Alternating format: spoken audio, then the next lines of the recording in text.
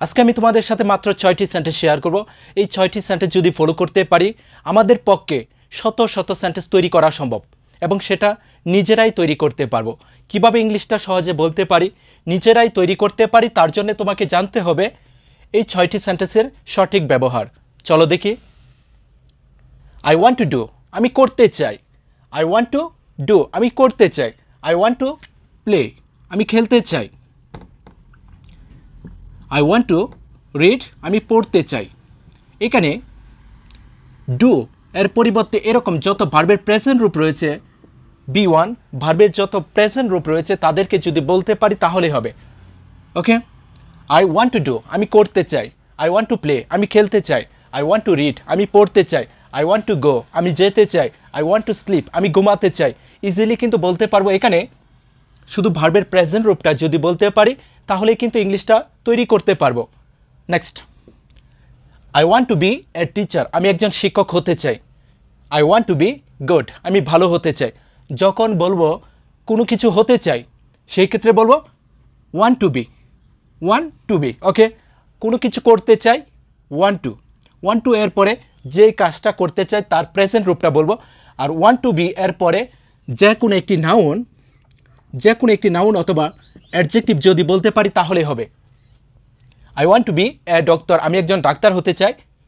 I want to be honest, আমি সৎ হতে চাই।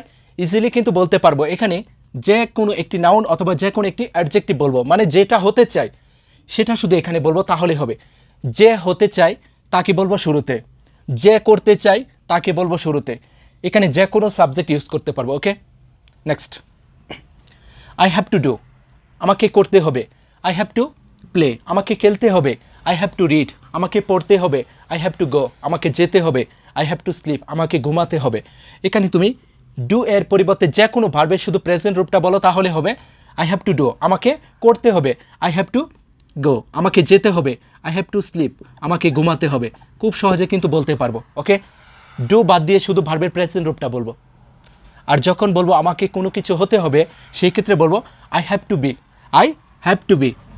তারপর এখানে যে কোনো একটি নাউন অথবা অ্যাডজেক্টিভ বলবো আগের মতোই, তাহলে হবে I have to be a teacher, আমাকে একজন শিক্ষক হতে হবে। I have to be good, আমাকে ভালো হতে হবে। আই হ্যাভ টু ডু, আমাকে করতে হবে। আই হ্যাভ টু বি, আমাকে হতে হবে। যেটা হতে হবে সেটা শুধু এখানে বলবো তাহলে হবে।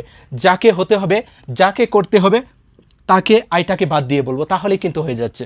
ওকে, এখানে সাবজেক্ট অনুযায়ী হতে পারে হ্যাজ টু অথবা has to be. He has to do, তাকে করতে হবে। কামাল হ্যাজ টু ডু, কামালকে করতে হবে। এখানে হ্যাভের পরিবর্তে হ্যাজ ইউজ করব তাহলে হবে Kamal has to be a teacher, কামালকে একজন শিক্ষক হতে হবে। খুব সহজ কিন্তু, কামাল হ্যাজ টু ডু, কামালকে করতে হবে। নেক্সট, আই মাস্ট ডু, আমি অবশ্যই করব। আই মাস্ট ডু, আমি অবশ্যই করব। আই মাস্ট প্লে, আমি অবশ্যই খেলবো। আই মাস্ট রিড, আমি অবশ্যই পড়ব। আই মাস্ট গো, আমি অবশ্যই যাব। আই মাস্ট স্লিপ, আমি অবশ্যই ঘুমাবো। এখানে ডু এর পরিবর্তে যে কোনো ভার্বের শুধু প্রেজেন্ট রূপটা যদি বলতে পারি তাহলে হবে আই মাস্ট ডু, আমি অবশ্যই করব। যে করবে তাকে বলবো কি আইয়ের পরিবর্তে, তারপর শুধু মাস্ট এর পরে শুধু ভার্বের প্রেজেন্ট রূপগুলি বলবো তাহলে হবে। Next, I must be a teacher, আমি অবশ্যই একজন শিক্ষক হব। আই মাস্ট বি গুড, আমি অবশ্যই ভালো হব। এখানে বলবো কি মাস্ট বি এর পরে আগের মতোই কোনো একটি নাউন অথবা adjective. I must be a doctor, আমি অবশ্যই একজন ডাক্তার হব। আই মাস্ট বি অনেস্ট, আমি অবশ্যই সৎ হব। যে করবে বা যে হবে তাকে বলবো কি শুরুতে। যে করতে চায়, যে হতে চায়, যাকে করতে হবে, যাকে হতে হবে, যে অবশ্যই করবে, যাকে অবশ্যই হতে হবে তাকে বলবো কি শুরুতে। তারপর এভাবে যদি বলতে পারি, শিখতে পারি, একটু প্র্যাকটিস করতে পারি, আশা করি আজকের পর থেকে সবাই ইংলিশটা বলতে পারবো। যদি ক্লাসটি ভালো লাগে অবশ্যই শেয়ার করে দিও। ওকে।